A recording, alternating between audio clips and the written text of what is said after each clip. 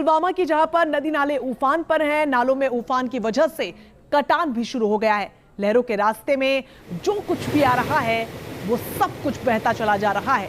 इन तस्वीरों में देखिए, पुलवामा की यह तस्वीर है जहां पर नालों में उफान है, लोग बेहद परेशान हैं और इस उफान के बीच लहरों के रास्ते में जो कुछ भी आ रहा है वो सब बहा चला जा रहा है और कटान की समस्या से लोग अब सबसे ज्यादा परेशान हैं।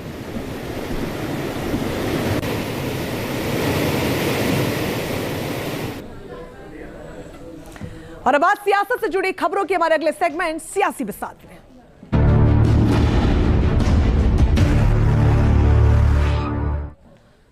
सियासी खबरों में एनडीए के बढ़ते कुनबे की हम बात कर लेते हैं। आज विपक्ष को उस वक्त बड़ा झटका लगा जब ओम प्रकाश राजभर एनडीए में शामिल हो गए। एनडीए की ताकत जरूर बढ़ी है। इसके साथ ही 18 जुलाई को दिल्ली में एनडीए की एक बड़ी बैठक भी होने वाली है और माना यह जा रहा है कि इस बैठक के जरिए बीजेपी बड़ा सियासी संदेश दे सकती है।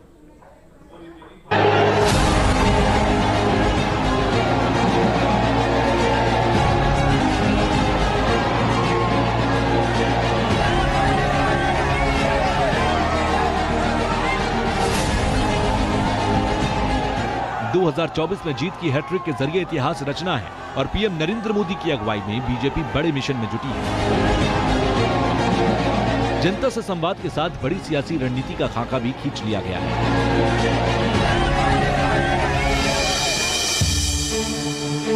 इस रणनीति के तहत एनडीए का कुनबा बढ़ाया जा रहा है। विपक्षी एकता की कोशिशों के बीच बीजेपी भी अपना दांव चल रही है। 18 जुलाई को दिल्ली में एनडीए की बैठक बुलाई गई। नए सहयोगियों पर नजर है, रूठों को मनाना है। एक बार फिर ओपी राजभर की पार्टी सुहेलदेव भारतीय समाज पार्टी की एनडीए में वापसी हो चुकी है। दिल्ली में ओम प्रकाश राजभर ने केंद्रीय गृह मंत्री अमित शाह से मुलाकात की और इसके बाद उनके गठबंधन में शामिल होने का ऐलान किया। माननीय प्रधानमंत्री जी के नेतृत्व में एनडीए में काम करने के लिए माननीय गृह मंत्री जी से हम लोगों की घंटों बातचीत हुई। तमाम बिंदुओं पर जो उनका लक्ष्य है, गरीब, कमजोर, शोषित, वंचित को आगे बढ़ाने का, उस लड़ाई को आगे बढ़ाने के लिए हम लोग भी एनडीए में शामिल हो गए हैं। 18 तारीख को जो एनडीए की बैठक है उसमें दिल्ली हम लोग रहेंगे। ओपी राजभर अब एनडीए में आ गए हैं। नए सियासी समीकरण का यूपी में असर तय माना जा रहा है। जानकारों का कहना है कि पूर्वांचल से लेकर अवध तक राजभर समाज का असर है। पूर्वांचल के 16 जिलों में राजभर समुदाय का ज्यादा रसूख बताया जा रहा है। बूंद बूंद से सागर भरता है। इसी सोच के साथ बीजेपी 2024 की तैयारी कर रही है। बीजेपी का दावा है कि यूपी में और भी नेता एनडीए में शामिल होने वाले हैं। मैं समझता हूं कि उत्तर प्रदेश की राजनीति में भारतीय जनता पार्टी के बढ़ते वर्चस्व, सरकार की उपलब्धियों के साथ उत्तर प्रदेश के बहुत सारे दल, बहुत सारे नेता ऐसे हैं जो भारतीय जनता पार्टी को ज्वाइन करेंगे, मोदी जी के हाथों को मजबूत करेंगे।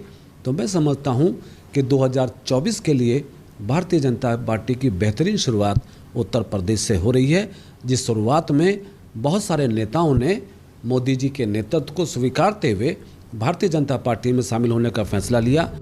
पिछले कुछ महीनों की बात की जाए तो बीजेपी के सहयोगियों की लिस्ट बड़ी है। पहले जीतन राम मांझी और अब ओपी राजभर एनडीए में शामिल हो चुके हैं। अब अजीत पवार की अगुवाई वाली एनसीपी, चिराग पासवान की अगुवाई वाली लोक जनशक्ति पार्टी, उपेंद्र कुशवाहा की अगुवाई वाली राष्ट्रीय लोक समता पार्टी, बिहार की मुकेश सहनी की विकासशील इंसान पार्टी और आंध्र प्रदेश में पवन कल्याण की पार्टी जनसेना बीजेपी के साथ नजर आ रही है। 18 जुलाई को जो बैठक हो रही है उसमें अजीत पवार, पवन कल्याण और चिराग पासवान को शामिल होने का न्योता दिया गया है। चिराग पासवान को मिले न्योते से बिहार की सियासत गर्म है। चिराग के चाचा पशुपति पारस भतीजों को मिले निमंत्रण से खुश नहीं है।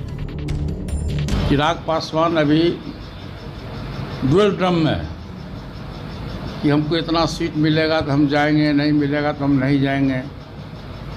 चिराग पासवान जी अभी एनडीए के पार्ट नहीं है। चिराग पासवान जी को भी, जीतन राम मांझी जी को भी निमंत्रण दिया गया है। वो लोग बैठक में आएंगे, कोई अच्छी बात है। बैठक में आने के बाद क्या रिजल्ट होगा वो भविष्य निर्भर करेगा। वैसे आने वाले दिनों में बीजेपी को ऐसी छोटी मोटी चुनौतियों से दो चार तो होना पड़ेगा, लेकिन बीजेपी का मिशन बड़ा है। 2019 में चुनाव के अंदर एनडीए को 45% वोट मिले थे। 2024 में एनडीए ने 50% वोट हासिल करने का लक्ष्य रखा है। इस लक्ष्य को हासिल करने के लिए बीजेपी पुराने अहम सहयोगियों से बात कर रही है। खबरों के मुताबिक पंजाब में सुखबीर सिंह बादल की अगुवाई वाली अकाली दल और आंध्र प्रदेश में चंद्रबाबू नायडू की टीडीपी से सीट बंटवारे पर चर्चा चल रही है। 18 जुलाई को एनडीए की अहम बैठक है और इस बैठक के जरिए बीजेपी बड़ा सियासी संदेश देने की तैयारी कर रही है। Team news nation.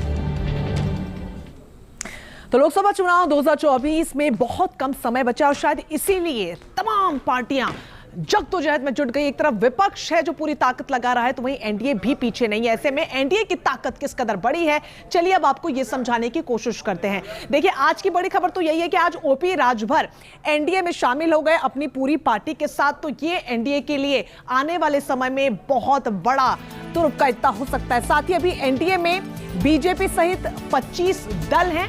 इसकी बात की जाए तो पिछले लोकसभा चुनावों की अगर हम बात करें 2019 की, तो उस वक्त 21 दल थे। 21 दलों के साथ एनडीए ने चुनाव लड़ा था। तो वहीं 2014 की इससे पहले हम बात करें तो उस वक्त 18 दल एनडीए में शामिल थे। ये तो ताकत जो है वो साल दर साल, चुनाव दर चुनाव बढ़ती चली जा रही है।